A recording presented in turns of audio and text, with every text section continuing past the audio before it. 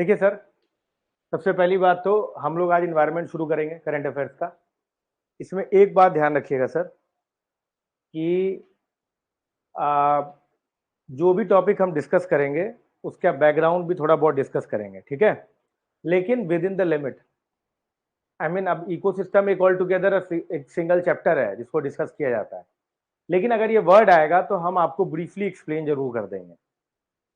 जैसे मान लीजिए एक शब्द आ गया इकोसिस्टम सर्विसेज, तो हम इसको जो है ब्रीफली एक्सप्लेन जरूर कर देंगे, ये ध्यान रखिएगा, ठीक है सर। ऐसे ही जो भी चीजें आएंगी उसको हम लोग ब्रीफली एक्सप्लेन करते हुए निकलेंगे। ब्रीफली का मतलब ब्रीफली ही होता है, कॉम्प्रिहेंसिव नहीं होता है। Point number 1। पॉइंट नंबर 2, जो दूसरी बहुत इंपॉर्टेंट बात यह है, जो हम लोग जब डिस्कस कर रहे होंगे कि किसी भी टॉपिक को जानने से पहले बैकग्राउंड डिस्कस करेंगे। जैसे आज का हमारा टॉपिक जो होगा ये सीबीडी को के कॉन्फ्रेंस से रिलेटेड है, तो अब हम जानने की कोशिश करेंगे थोड़ा बहुत कि सीबीडी एग्जैक्टली है क्या, कैसे आया है, कौन से समिट से आया है। फिर हम लोग आगे बढ़ेंगे। मान लीजिए कि आ गया कि कुछ स्पीसीज के स्टेटस चेंज किए गए हैं, तो आईयूसीएन स्टेटस चेंज किए गए, तो अब आईयूसीएन क्या है, उसमें स्टेटस क्या क्या आते हैं, थ्रेटेंड स्पीसीज है, एक्सटिंक्ट है, समझना, नियर थ्रेटेंड है। तो इनके बारे में थोड़ा जान लेंगे। कहने का मतलब कि जिस बच्चे ने बिल्कुल भी इन्वायरमेंट नहीं पढ़ा होगा वो भी हमारी क्लास को बहुत आसानी से समझ सकता है। यही हमारा पर्पस है इस क्लास को समझाने से पहले, ठीक है, ताकि जो लोग इन्वायरमेंट बिल्कुल नहीं जानते, जिन्हें बिल्कुल आइडिया नहीं है, वो भी इस क्लास को समझ के अपने करंट अफेयर्स पे कंट्रोल कर सकते हैं। समझ में आ गया? तो ज्यादा कोई खास दिक्कत नहीं होने वाली है। तो शुरू करते हैं। हमारा फर्स्ट टॉपिक है बेसिकली यूएनसीबीडी से हमारा पहला टॉपिक है, ठीक है। हमारा पहला टॉपिक क्या है सर? यूएनसीबीडी का है, ठीक। अच्छा, इससे जानने से पहले हम लोग ये भी जानेंगे कि एग्जैक्टली हुआ क्या पिछले 2 सालों में, इसको लेकर क्या बातें हुई हैं। ये समिट जो है 2 सालों से चल रहा है, समझ में आ रहा है। इसके 2 फेजेस में हुए हैं। पहला जो हुआ था वो कुनमिंग में हुआ था वर्चुअली, और दूसरा जो हुआ है वो मॉन्ट्रियल में हुआ है, कनाडा में। इसीलिए इसको कुनमिंग मॉन्ट्रियल प्रोटोकॉल भी कहते हैं। समझ में आ गया? तो मुझे पता है कि आपको कुछ समझ में नहीं आया है, 100% श्योर हूं मैं कि आपको कुछ समझ में नहीं आया है। इसको हम लोग जरा समझने की कोशिश करते हैं एक एक करके। इसमें जो टर्म इस्तेमाल किए जाएंगे उन टर्म को पहले हम लोग देख लेंगे, और उसके बाद जानेंगे कि वाई सीबीडी, यानी कि जो आपका जो बायोडाइवर्सिटी कॉन्फ्रेंस है, ये आपका वाई इट इज इंपॉर्टेंट। समझ में आ रहा है? बायोडाइवर्सिटी क्यों इंपॉर्टेंट है हमारे इन्वायरमेंट के लिए, ये हमें जानना पड़ेगा। अच्छा, जिन बच्चों को नहीं पता है वो अपनी करंट अफेयर की कॉपी जो है वो अलग बना के रखें, हर सब्जेक्ट वाइज। जैसे हम इन्वायरमेंट अभी कर रहे हैं, तो इन्वायरमेंट का अलग से बना के रखेंगे। आप जो है साइंस एंड टेक्नोलॉजी का अलग बनाएंगे, और वो लाइन वाली कॉपी नहीं होनी चाहिए, एकदम प्लेन कॉपी होनी चाहिए। समझ में आ रहा है? ये ध्यान रखिएगा, ठीक। और नोट डाउन करना चाहें तो आप नोट डाउन कर सकते हैं, ये आपके लिए बड़ा इंपॉर्टेंट है, ठीक है सर, ठीक।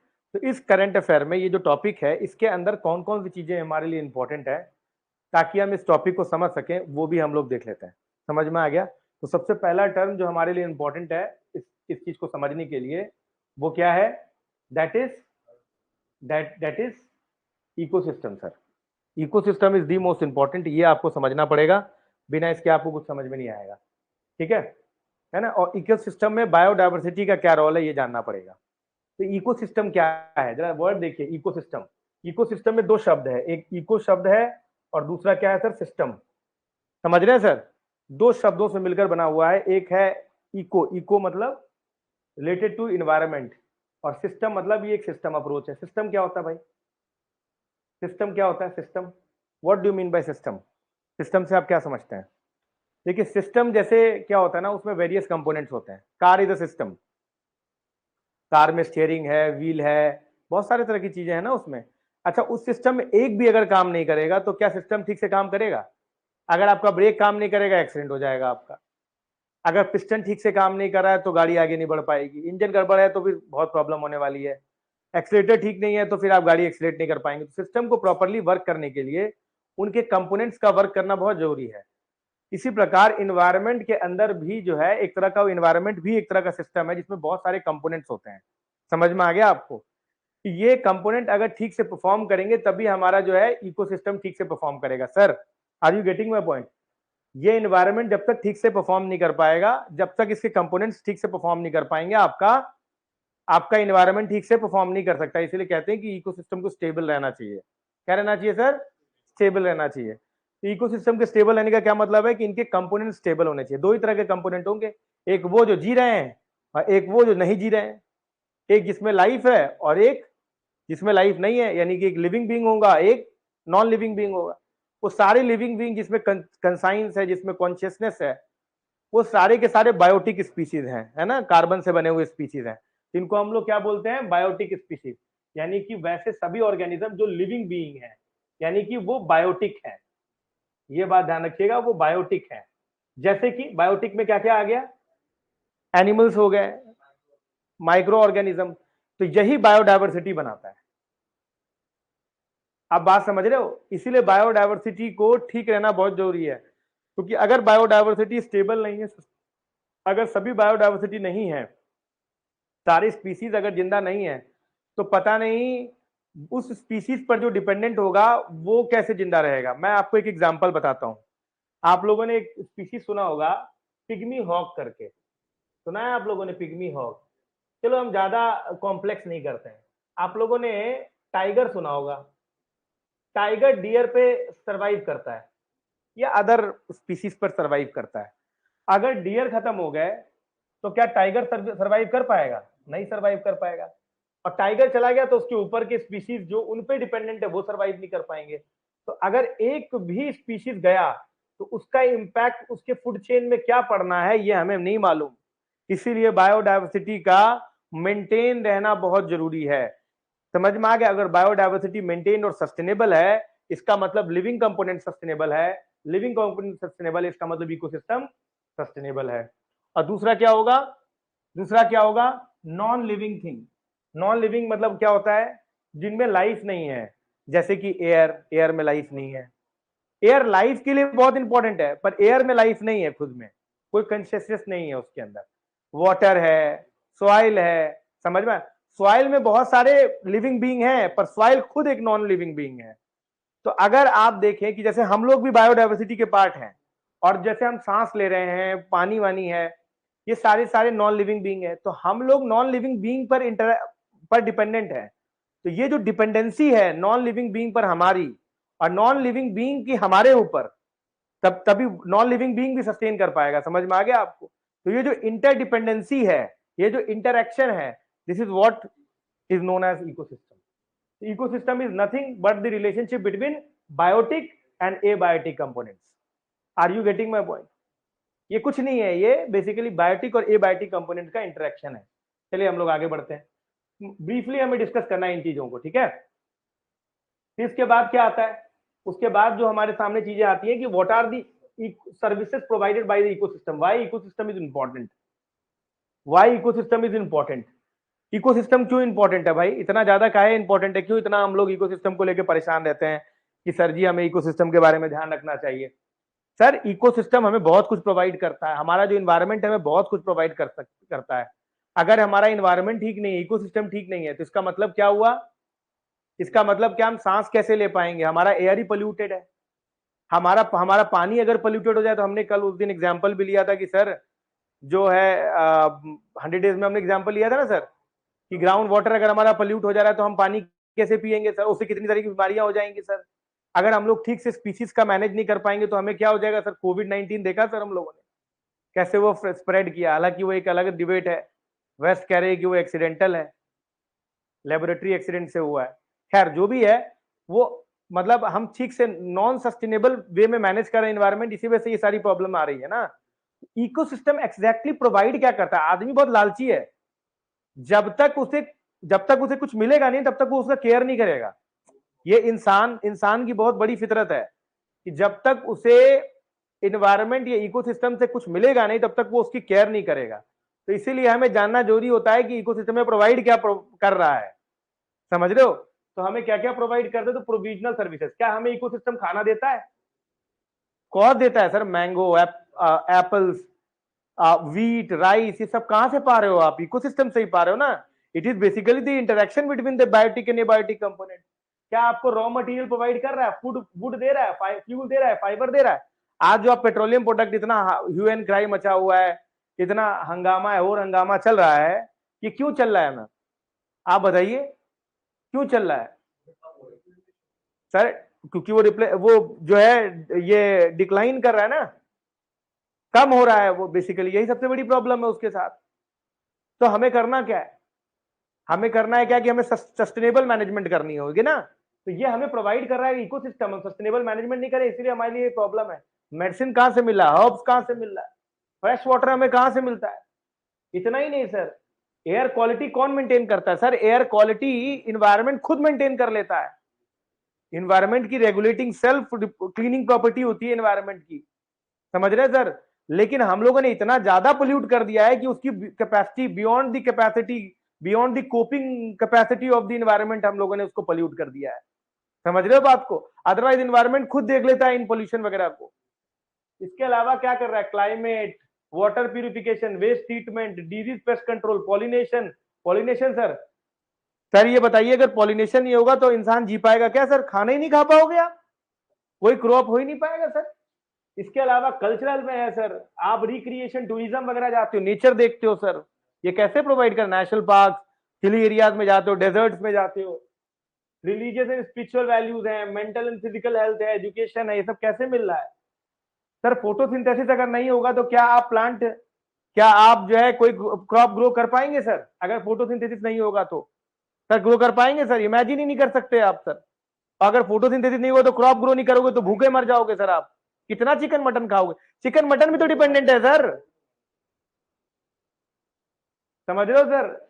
Nutrient cycling, soil formation. तो there are 4 kind of services, एक है प्रोविजनिंग सर्विसेज, एक है रेगुलेटिंग सर्विसेज, एक कल्चरल सर्विसेज, एक supporting services. These 4 services are provided by the ecosystem. क्योंकि ये हमारे लिए इतना करता है तो ये हमारी जिम्मेदारी बनती है कि हम इकोसिस्टम को प्रोटेक्ट करके रखें, उसे कंजर्व करें। और जब मैं ये कह रहा हूं कि इकोसिस्टम को कंजर्व करना चाहिए, इसका मतलब मैं बायोटिक कंपोनेंट्स की बात कर रहा हूं मैं, और मैं एबायोटिक कंपोनेंट की बात कर रहा हूं। तो पहले हम लोग बायोटिक कंपोनेंट यानी बायोडायवर्सिटी के बारे में बात करेंगे, और उसके बाद ही हम लोग जो है पोल्यूशन, क्लाइमेट चेंज, इनके बारे में बात करेंगे। अच्छा, व्हाई दिस बायोडायवर्सिटी?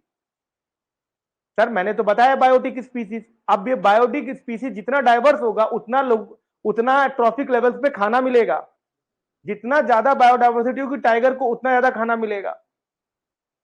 आप बात समझ रहे हो? एक स्पीसीज के मरने पर पता नहीं कितनी स्पीसीज मर जाएगी और कितनी स्पीसीज की पॉपुलेशन अनकंट्रोल्ड बढ़ जाएगी। अगर डियर खत्म हो जाएंगे, ग्रास के पॉपुलेशन बहुत ज्यादा बढ़ जाएगा। डिगर, समझ रहे हो सर? तो ग्रास खत्म हो जाएंगे तो सारा इंबैलेंस हो जाएगा सर। इसीलिए एक प्रॉपर सस्टेनेबल बायोडाइवर्सिटी का मेंटेन होना बहुत जरूरी है। समझ में आ गया सर? ये हमारा एक इंपॉर्टेंट एस्पेक्ट है। चलिए आगे बढ़ते हैं। अब हमारे सामने आता है कि what is the importance of the biodiversity. हमने अभी डिस्कस किया ना, what is the importance of the biodiversity, what is the term meaning biodiversity. Term क्या है, मतलब क्या है इसका? सर बायोडाइवर्सिटी शब्द जो होता है वो 2 शब्द से मिलकर बना हुआ है, एक बायोटिक या बायोलॉजिकल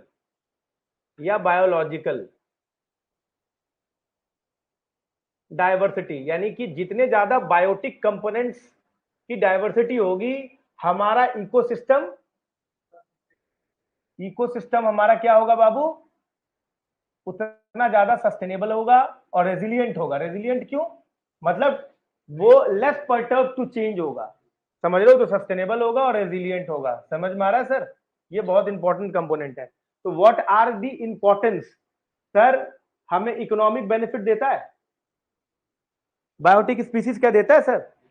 है कि क्या क्या देता है सर? शीप से वुल मिलता है हमें, चिकन से मीट मिलता है हमें सर, और क्या है सर?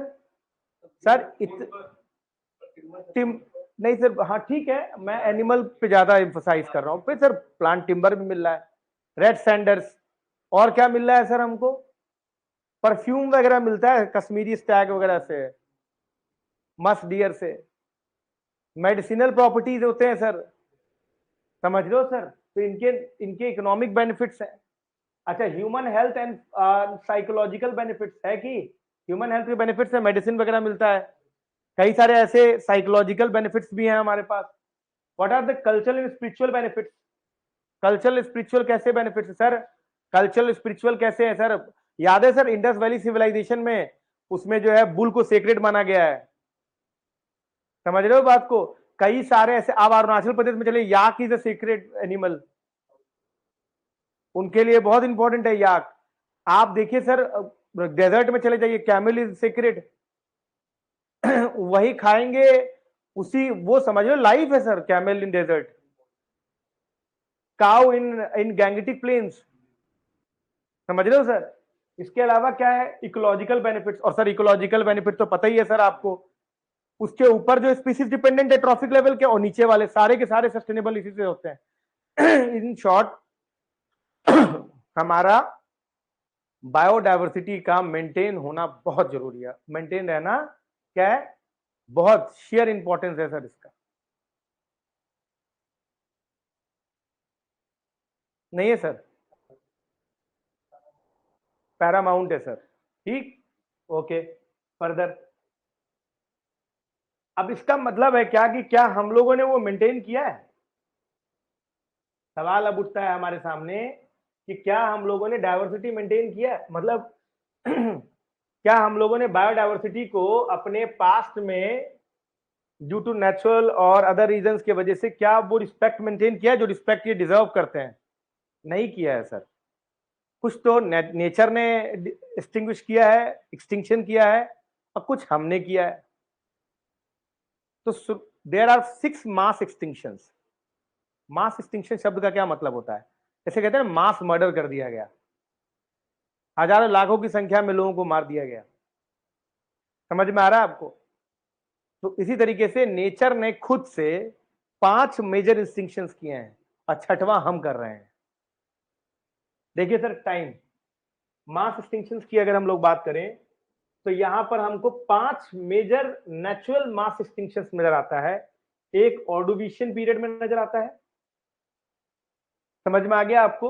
इसमें क्या हुआ कि ग्लोबल कूलिंग होने लगी, सी लेवल फॉल करने लगा, इसकी वजह से पहला मास एक्सटिंक्शन हुआ। सर 10 से 85%, 85% स्पीसीज खत्म, सर समझ रहे हो? कोस्टल एरिया डिस्ट्रॉय कर दिया गया। आइसेज क्यों आया होगा उस समय में? आइसेज क्यों होगा? There many reason for ice ages, nature में हमेशा आइसेज और इंटरग्लेशियल पीरियड होते रहे हैं, उसकी वजह से ऐसा हुआ। डिवोनियन पीरियड में सर 70% स्पीसीज मारे गए सर। कब की बात है सर? ये 340 मिलियन ईयर पुरानी बात है। अगर आपको जियोलॉजिकल टाइम स्केल याद हो, ऑर्डोविशियन, डिवोनियन, सिल्यूरियन, याद है आपको थोड़ा सा सर? फेनरोजोइक एरा में ये सारे, ठीक है। कॉजेस क्या है सर? एस्ट्रॉइड इंपैक्ट हो गया, ग्लोबल कूलिंग हो गई, इसकी वजह से सर 70% स्पीसीज मारे गए। परमियन एज में सर 95% स्पीसीज मारे गए सर, 250 साल पुराना है। परमियन का एक और इंपॉर्टेंस क्या है सर? याद है सर? पेंजिया ब्रेकअप, ब्रेक होना शुरू हुआ है। Triassic period sir death rate 76% sir, समझ रहे हैं sir? Methane and carbon dioxide की मात्रा काफी ज्यादा बढ़ गई एनवायरमेंट में, ग्लोबल वार्मिंग होने लगा सर। इसके वजह से क्या हुआ? Desertification and land and frequent wave. Sir ji ये पीडीएफ जो है आपको एक अलग से गूगल ड्राइव में शेयर कर दिया जाएगा, और उससे हम लोग क्या करेंगे, उसे मैं ग्रुप में, टेलीग्राम ग्रुप जो है हमारा प्रोफाउंड आईएएस वाला, उसमें शेयर कर देंगे, और 100 डेज वालों को 100 डेज में शेयर कर दिया जाएगा।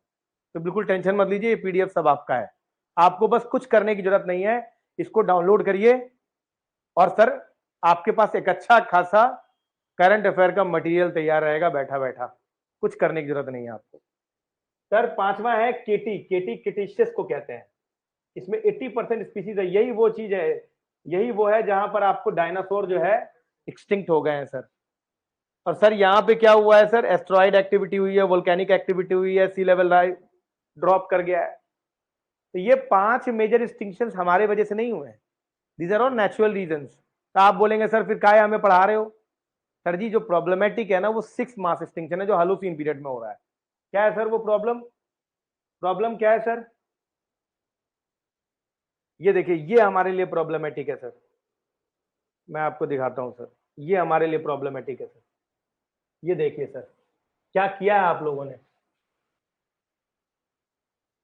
इंसानों ने क्या किया है, ये देखिए सर, इसे कहते हैं 6 major extinction, mass extinction. Sir 2018 के प्रीलिम से पूछा गया था ये कि what do you mean by 6 mass extinction, लंबा लंबा उसका आंसर था। सर इसमें क्या हुआ आप देखिए सर, आप खुद देखिए सर, मैं नहीं आपको बताऊंगा, आप खुद देखिए क्या किया है आप लोगों ने। सर बर्ड्स में 99% of the known species assess किए गए, उसमें इतने 8601 स्पीसीज जो है वो थ्रेटेंड है, बाकी सब थ्रेटेंड कैटेगरी में आ गया। 13% बर्ड्स थ्रेटेंड है सर। 13% स्पीसीज जो है वो ऑलरेडी थ्रेटेंड हो गए हैं सर बर्ड्स में। सर आप ये सोचिए कि 25% स्पीसीज जो है वो मैमल्स में जो है वो थ्रेटेंड है। सर ये देखिए सर, एम्फीबियंस में 41% जो है वो एम्फीबियंस में थ्रेटेंड है। आप समझ रहे हैं sir, we are leading towards another mass extinction that is 6। Problem ये नहीं है कि सर ये मास एक्सटिंक्शन है, प्रॉब्लम ये है कि एंथ्रोपोजेनिक है। समझ रहे हो, इंसान कर रहा है ये एक्सटिंक्शन। बात समझ रहे हैं sir, are you getting my point? ये एक प्रॉब्लमेटिक एस्पेक्ट है। चलिए सर, ये तो आपके पब्लिश्ड है, ये द हिंदू एक्सेस किए हुए थे इसको, द हिंदू में भी आया था ये, और ये जो है IUCN ने भी इसको एक्सेस किया है, IPCC ने भी इसको एक्सेस किया है 6 मास एक्सटिंक्शन के हिसाब से। ठीक है सर, द हिंदू ने भी इसको पब्लिश किया था। Now we are moving towards our topic. Topic पे आए, इतना बैकग्राउंड काफी था, एक छोटा सा बैकग्राउंड और जान लीजिए कि जो इंपॉर्टेंट ये है कि रियो समिट हुआ था 1992 में। रियो कहाँ है सर? ये ब्राजील में है। रियो कहाँ है सर? ब्राजील में है सर। ये इंपॉर्टेंट है सर। रियो एक जगह है, रियो दी जेनेरियो, ये ब्राजील में एक जगह है, कोस्टल एरिया है ये। वहां पर 1992 में एक समिट हुआ था, इसे हम लोग अर्थ समिट के नाम से जानते हैं। समझ रहे हैं सर? हालांकि इसके बाद रियो में, इसके बाद फिर से अर्थ समिट हुआ 2002 में, फिर 2012 में। इसको रियो +10 बोलते हैं, जोहान्सबर्ग में हुआ था, और इसको रियो +20 बोलते हैं। क्यों? 10-10 साल बाद हुआ है। समझा? फिर से रियो +20 जो है वो रियो में ही हुआ है। अच्छा, एक बात जान लेना, इस अर्थ समिट के 3 आउटकम्स थे, 3 मेजर कन्वेंशन हुए थे। एक कन्वेंशन हुआ था UNCCD, इसको क्या बोलते हैं? United nation convention to combat desertification. एक हुआ था United Nation framework for to combat climate change, और कॉन्फ्रेंस, हाँ, United Nation framework for convention on climate change, ठीक है। और ये क्या है? UNCBD, इसका मतलब United nation convention for biodiversity. अब ध्यान सुनना, ये 3 मेजर आउटकम्स है, एक क्या है? बायोडाइवर्सिटी का, एक क्लाइमेट चेंज का, और एक डेजर्टिफिकेशन को रोकने के लिए। ये 3 मेजर आउटकम्स निकले हैं इसमें से। हम जो आज पढ़ने जा रहे हैं वो कौन सा पढ़ने जा रहे हैं? पहला, CBD। समझ में आया मैम? यानी कि जो बायोडाइवर्सिटी के कन्वेंशन को हम लोग एक्चुअली पढ़ने जा रहे हैं। समझ में आ गया कि नहीं आपको? तो चलिए आज जो है वो देख लेते हैं।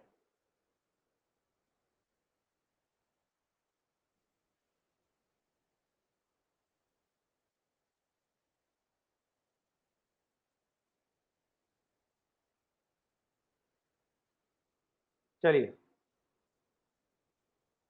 ये हम लोगों ने पढ़ा United nation convention on biodiversity, यही है ना CBD हमारा? यही है ना सर? यही है ना? यही है ना सर हमारा? है?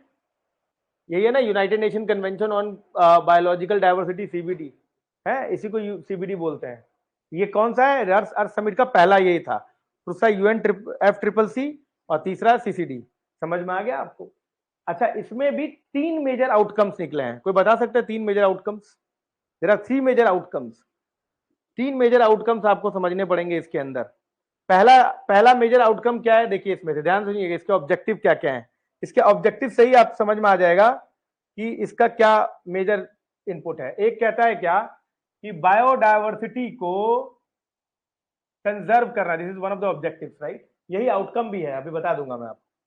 कंजर्वेशन ऑफ बायोडायवर्सिटी, पहला आपको करना है क्या, बायोडायवर्सिटी का कंजर्वेशन करना है। दूसरा क्या करना है sir, sustainable use of the components of biodiversity. आप बोलेंगे सर क्या कर रहे हैं ये आप, सर बायोडायवर्सिटी को, मैंने कहा ना इंसान थोड़ा लालची होता है, जब तक आप उसको थोड़ा लालच नहीं देंगे तब तक उसके पास इंसेंटिव नहीं होता है काम करने के लिए। आप केवल बोलेंगे कंजर्वेशन कंजर्वेशन करिए, अच्छा सर कंप्लीट कंजर्वेशन अप्रोच पर अगर आप आ जाते हैं प्रिस्टाइन वाले पर, तो काम चलेगा क्या, नहीं। आप ये भूल जा रहे हैं कि कई सारे ऐसे स्पीसीज है जो जंगलों में, कई सारे ऐसे ह्यूमन के लोग हैं या स्पीसीज हैं, एनिमल स्पीसीज जो कि जंगलों में रहते हैं। अगर आप बिल्कुल मना कर देंगे कि बिल्कुल आप इस्तेमाल ना करें, तब तो गड़बड़ हो जाएगा सर। एक बात समझिए, खतरा ट्राइब्स से नहीं है, खतरा हमसे है। ट्राइब्स को पता है कि जंगलों में कैसे मिनिमम डिस्ट्रक्शन के साथ रहना है, हमें ये नहीं पता है कि हम कितना कैसे मिनिमम डिस्ट्रक्शन के रहेंगे। हम जो क्या करते हैं, रैंपेंट डिस्ट्रक्शन के चक्कर में रह जाते हैं। समझ में आ गया आपको। तो हमें स्पीसीज को कंजर्व करना है और साथ साथ सस्टेनेबल यूज भी करना है। जिससे जैसे मान लीजिए हमें प्लांट्स हैं, तो अब जो टूटे हुए प्लांट के टिम्बर है, आप उसे भी नहीं बीनेंगे तो कैसे होगा, तेंदू लीफ टूट के नीचे गिर गया तो अब उसको बीनेंगे नहीं तो कैसे चलेगा। तो सस्टेनेबल यूज हमें कैसे करना है ये हमें सीखना पड़ेगा, तभी जाकर हम उसे कंजर्व भी कर पाएंगे और उसका इस्तेमाल भी कर पाएंगे। आप बात समझ रहे हो।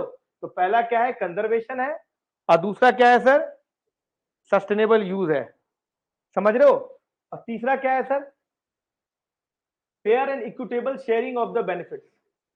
अब एक और बात है, देखिए सर आपने कंजर्वेशन किया, आपने और क्या किया सर, आपने यूज भी किया, लेकिन यूज आप अकेले कर गए कि सर उसकी बेनिफिट की शेयरिंग भी करेंगे सभी लोगों पर। कहने का मतलब कि हम भी इस्तेमाल करें और जो जो लोकल कम्युनिटी ट्रेडिशनली वहां रह रहे हैं उन्हें भी हम इस्तेमाल करने दें, और इक्विटेबल शेयरिंग हो, हमको भी मिले उन्हें भी फायदा मिले, सभी को मिले उसका फायदा। ये नहीं कि एक पर्टिकुलर, जैसे गवर्नमेंट ने कहा कि हमारा कंट्रोल हो गया, हमारी मोनोपोली हो गई, हम ही इसका इस्तेमाल करेंगे, ये काम नहीं करना है आपको। क्या कहना है, मैंने क्या बोला आपको कि तीन तरह के, एक तो कंजर्वेशन करना है, दूसरा सस्टेनेबल यूज करना है, और तीसरा फेयर एंड इक्विटेबल शेयरिंग। अब जरा फटाफट बता दीजिए कि ये कौन कौन से हैं।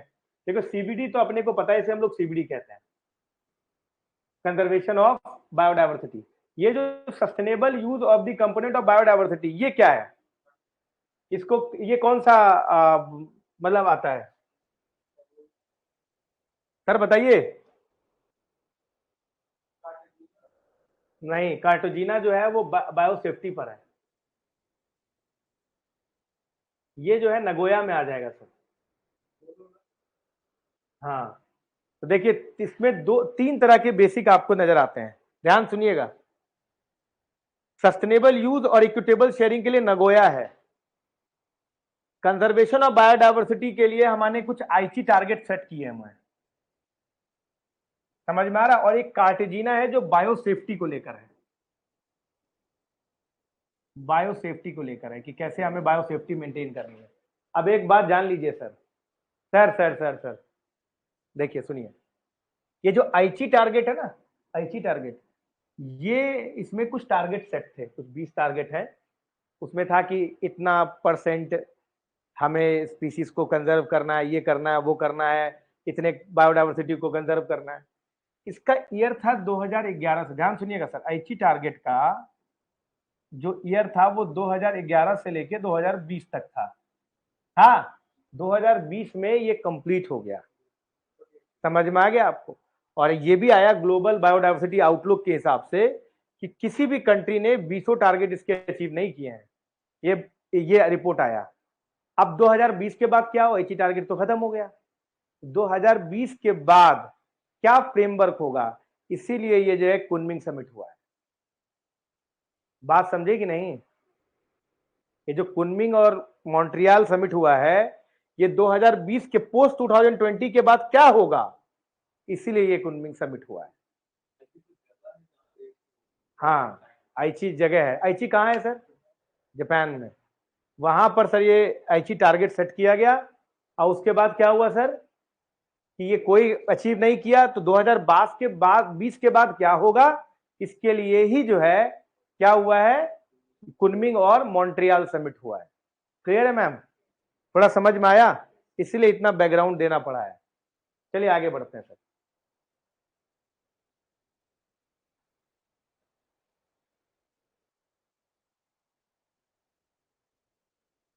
सर समझे बात को कि नहीं? तो अब मेरी बात सुनो, ये कन्वेंशन है ना, यूएनसीसीडी, एक कन्वेंशन है ना, तो इसका मतलब कि इसमें different different country, United Nations क्या है कि डिफरेंट डिफरेंट कंट्री इसमें पार्टिसिपेट भी करते होंगे, और इंडिया इसका मेंबर भी है, इंडिया एक पार्टी है। टोटल कितने कंट्रीज है? 196 कंट्रीज है ना टोटल। यूएनसीसी, सॉरी मैंने इसको सीबीडी करना था, माफ करना, UNCBD, united nation convention for biodiversity. Sir इसमें टोटल कितनी कंट्रीज है? 196, और India is a party of it. India is a party of it, ठीक है मैम? तो जब जितनी कंट्रीज हैं सब बैठकर एक बार कॉन्फ्रेंस करेगी ना, तो अब तक टोटल जो है वो 15 कॉन्फ्रेंस कर चुकी है। अभी जो चल रहा है वो हमारा COP 15 चल रहा है। जो इसकी मीटिंग होती है इसको हम लोग COP बोलते हैं, कॉन्फ्रेंस ऑफ पार्टीज कहा जाता है। तो अभी कौन सी चल रही है? COP 15। ये जो मॉन्ट्रियल और आप कुनमिंग पढ़े हो, ये COP 15 का ही पार्ट है, इसका पार्ट है, जिसमें डिस्कस हो रहा है कि आईची टारगेट के बाद क्या होगा। बात समझे? COP 15 मतलब सभी, जैसे मान लो इस क्लास में हम लोग सभी बैठे हुए हैं ना, तो ये एक मीटिंग है ना, क्लास की एक मीटिंग है, पहले हो चुकी है, 15वीं मीटिंग चल रही है। समझ में आ गया? जो पहली मीटिंग जो हुई थी वो वर्चुअल हुई थी फेज 1 में, वो कुनमिंग में हुआ था, और जो दूसरा फेज 2 में जो मीटिंग हुआ है वो कहां हुआ है? मॉन्ट्रियल कनाडा में हुआ है। समझ में आ गया? तो COP 15 का ही आउटकम क्या है? क्या है? Kunming Montreal. समझ में आ गया आपको? तो ये 15वीं मीटिंग में कुनमिंग मॉन्ट्रियल में ये डिस्कस हो रहा है, क्या डिस्कस हो रहा है कि 2020 के बाद आईची टारगेट में क्या क्या चेंजेस आना है, क्या टारगेट रखना है, क्या गोल है हमारा। समझ में आ गया सर? बात समझे कि नहीं समझे?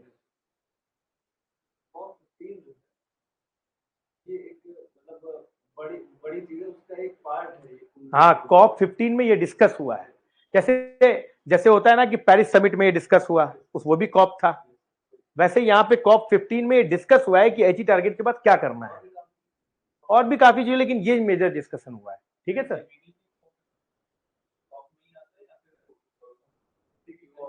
क्या? कौन सा? यूएनसीबीडी का COP है। यूएनसीबीडी के अंदर कई सारे COP हो चुके हैं, उसमें 15वां COP है जिसके अंदर आईची टारगेट डिस्कस हो रहा है। क्लियर है सर? एकदम क्लियर? किसी को कोई दिक्कत?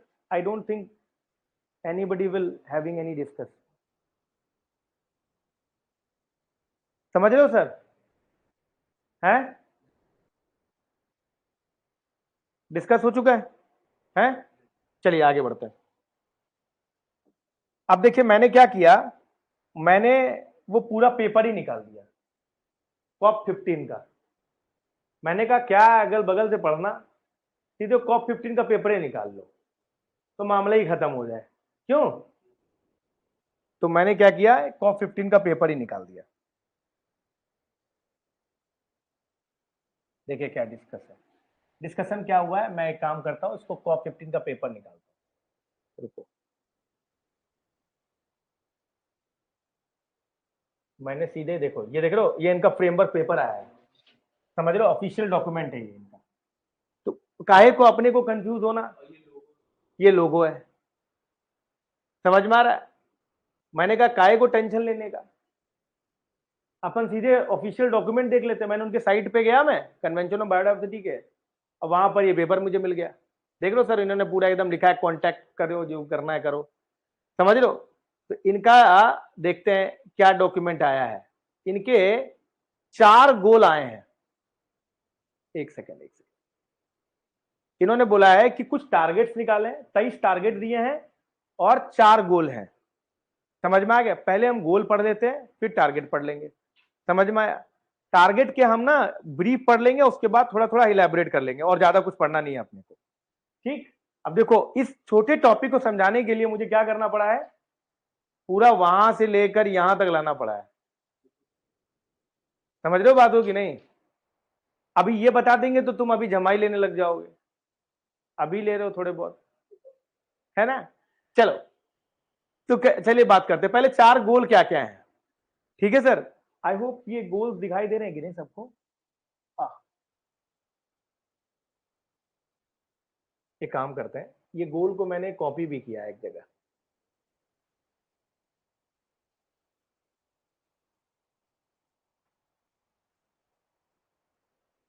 ये गोल मैंने कॉपी भी किया है ताकि लोगों को दिक्कत ना हो।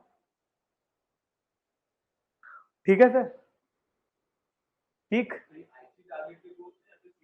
सर, आईटी टारगेट तो खत्म हो गया सर। अब कॉप 15 में आईटी टारगेट के बाद क्या करना है ये बताया गया। अच्छा एक बात ध्यान रखिएगा, इनके गोल 2050 के हैं, टारगेट 2030 के हैं। गोल हमेशा लॉन्ग टर्म होता है ना, गोल 2050 के बनाए इन्होंने और टारगेट इनके 2030 के हैं। टारगेट छोटे छोटे लेकर गोल पे अचीव करेंगे ना, तो ये फंडा है। देखो इधर, अच्छा इनका गोल ए क्या है, ध्यान रखिएगा सर। गोल ए क्या है, देखिए बहुत शॉर्ट में अपने को पढ़ना है, बहुत डिटेल में नहीं जाने का नहीं है। इनको मेंटेन करना है integrity, connectivity, resilience of all ecosystem. वेग ब्रॉड गोल है कि भैया हमें इंटेग्रिटी मेंटेन करनी है, कनेक्टिविटी मेंटेन करनी है, रेजिलियंस कर। मैंने बोला है इकोसिस्टम में रेजिलियंस होना जरूरी है। रेजिलियंस मतलब क्या होता है? रिलेक्टेंट टू चेंज, इरिवर्सिबल ना हो जाए। बिल्कुल समझ में आ रहा है आपको, ये ध्यान रखना। फिर इसके बाद इन्होंने क्या बताया है कि इनहेंस करना है, रिस्टोर करना है, सस्टेनेबिलिटी करना है फॉर नेचुरल इकोसिस्टम बाय 2050। मैंने कहा ना गोल इनके 2050 के हैं। कुछ नहीं, कोई टारगेट नहीं है, बस गोल है। समझ रहे हो बात को? इन्होंने ये बोला है human induced extinction of non threatened species should be halted by 2050। मतलब इन्होंने कह दिया है कि 6th मास एक्सटिंक्शन जो आप कर रहे हैं इसको आपको रोकना पड़ेगा। हॉल्टेड लिखा है सर, क्या लिखा है इन्होंने सर? हॉल्टेड।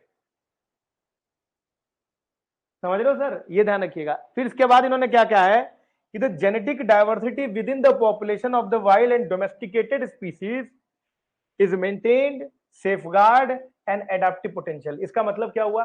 देखिए ध्यान सुनिएगा, पहला इन्होंने बोला इकोसिस्टम के लिए, दूसरा इन्होंने क्या बोला है कि एक्सटिंक्शन रोकने के लिए, और तीसरा इन्होंने क्या बोला है? तीसरा इन्होंने बोला है जेनेटिक डाइवर्सिटी मेंटेन करने के लिए।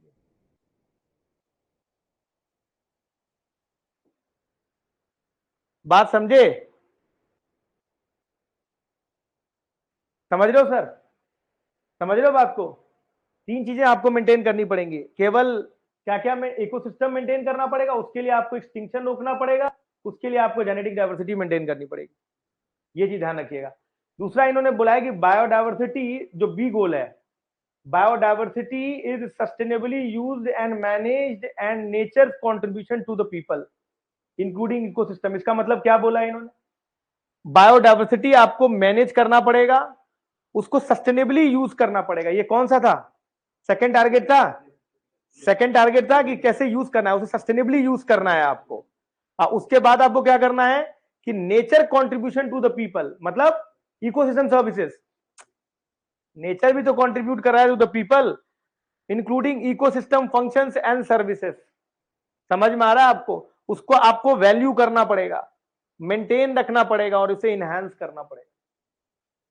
Are you getting my point? ये कब तक? 2050 तक। ताकि ताकि ये इकोसिस्टम सर्विसेज और ये बायोडाइवर्सिटी 2000 फ्यूचर जनरेशन के लिए अवेलेबल रहे। यानी कि पहला ये बोल रहे हैं इकोसिस्टम को सस्टेनेबल रखना है, दूसरा बोल रहे हैं कि इकोसिस्टम सर्विसेज को सस्टेनेबल रखना है। नहीं समझे? इकोसिस्टम को कैसे सस्टेनेबल रखेंगे? आप बायोडाइवर्सिटी मेंटेन करके। इकोसिस्टम सर्विसेज को कैसे मेंटेन करेंगे? कहेंगे भाई उसको आप रिस्पेक्ट करिए, वैल्यू करिए, ताकि फ्यूचर जनरेशन के लिए वो अवेलेबल हो सके। सर याद आपको ऐसे करना पड़ेगा गोल्स को, समझ रहे हो सर? अच्छा, इसमें आपके प्रीलिम से क्या पूछा जा सकता है?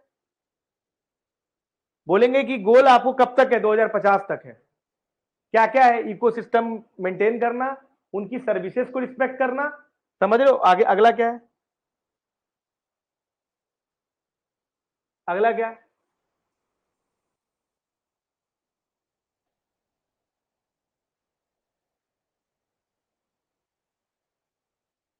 अगला क्या बोल रहे हैं ये?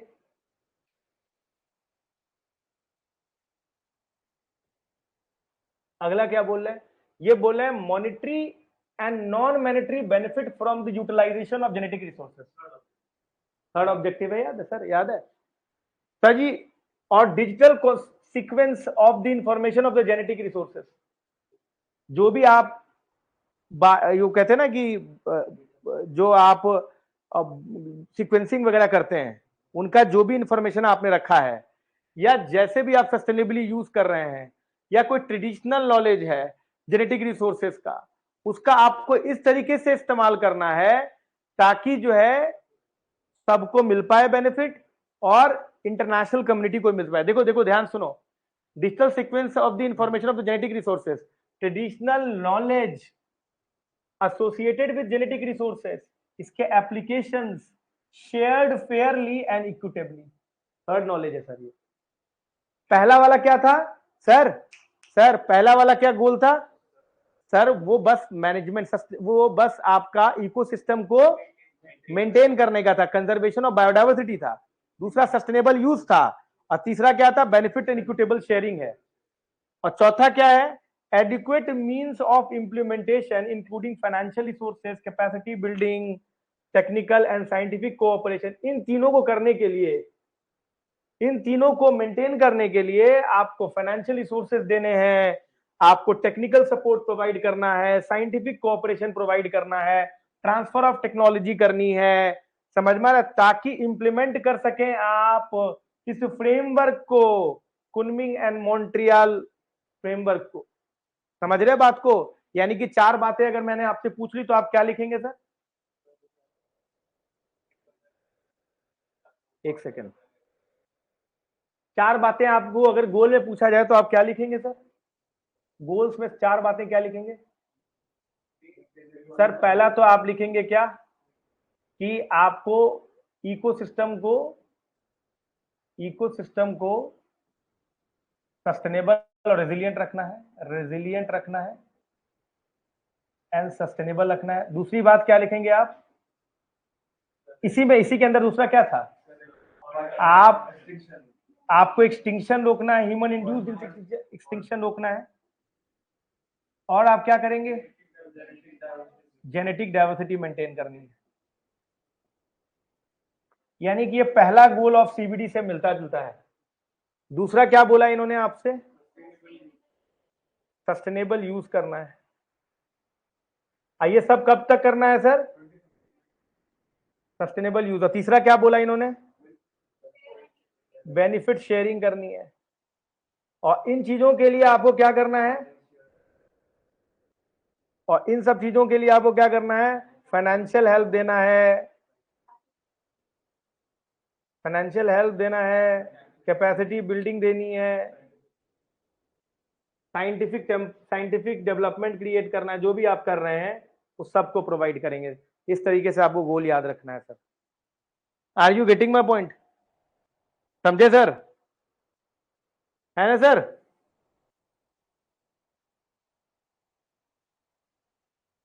Sir are you getting my point?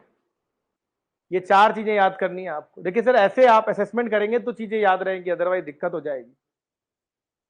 अच्छा, अभी अपने को क्या करना है? अभी अपने को टारगेट देखने हैं। सर ये टारगेट दिखाई दे रहे हैं तो मैं इसी में बता दूं, अदरवाइज किसी और में दिखा दूं। दिख रहा है? देखो देखो तुम लोग,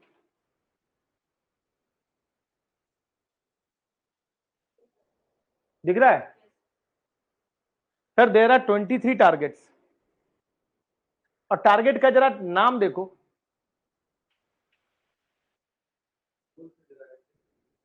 तीनों उसी में है। उन्हीं से डिराइव्ड है। समझ रहे हो बातों की नहीं? तो पहला क्या करना है, रिड्यूसिंग थ्रेट टू बायोडायवर्सिटी।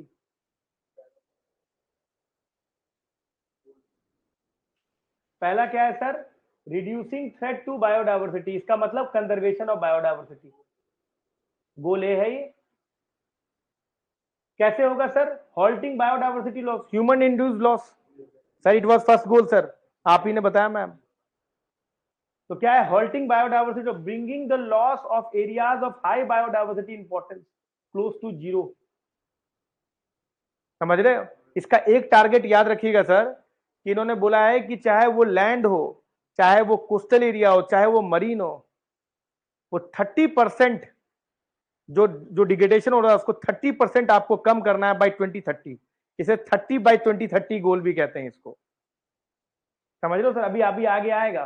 क्या बोला इन्होंने आपको, बायोडायवर्सिटी लॉस को जीरो करना है सर, लेकिन एक बात 2030 तक। क्या सर, हाँ वो आएगा आएगा सर, एक बात और, लेकिन इन्होंने एक बात कहा है, respecting the rights of indigenous people. मतलब आप कंजर्वेशन के चक्कर में ऐसा ना कर दें कि उनको ही भगा दें वहां से। समझ रहे हो, ट्रेडिशनल डॉलर्स के राइट्स, ये ध्यान रखिएगा। अब इन्होंने इसको एसिमुलेट करना शुरू कर दिया है कि आप जो है लोकल पीपल के राइट्स को आप रिस्पेक्ट करें। दूसरा क्या है, effective restoration, at least 30% of the area of degraded terrestrial, inland water, coastal and marine ecosystem are under effective restoration by 2030।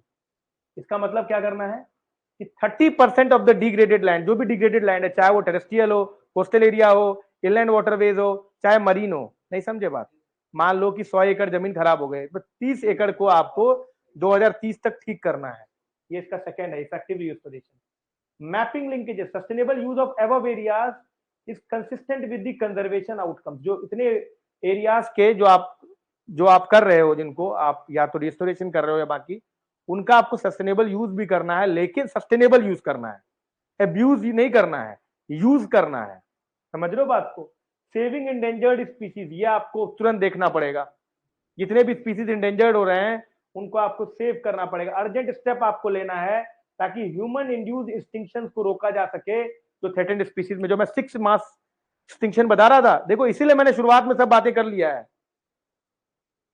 उनको आपको तुरंत रोकना है। Protecting wild life species, sustainable state and legal use of wild life species करना है, होगा लेकिन legal use होगा। इन्वेजिव एलियन स्पीसीज के बारे में बोला है कि आप ये रोकिए। इन्वेजिव एलियन स्पीसीज किसे कहते हैं, मान लो इस एरिया में आपने कोई ऐसा प्लांट डाल दिया जो बाकी प्लांट को सर्वाइव ही ना होने दे, लेंटाना करके है, हाँ ग्रास होती है, पूरे एरिया को खा जाती है वो। हाँ समझ रहे हो, टैकलिंग पोल्यूशन, पोल्यूशन को कम करना है, ताकि वो हार्मफुल है ना बायोडाइवर्सिटी के लिए पोल्यूशन भी। समझ रहे हो बात को। इसके अलावा क्या करना है सर, क्लाइमेट क्राइसिस को देखना है आपको, minimize the impact of the climate change and ocean acidification. Why, because it is dangerous for coral. Corals के लिए बहुत डेंजरस है ना एसिडिफिकेशन। ओशियन एसिडिफिकेशन का मतलब क्या होता है कि कार्बन डाइऑक्साइड कंटेंट बढ़ जाना। क्यों क्यों रोक रहे हो ओशियन एसिडिफिकेशन को सर, क्या कारण है सर?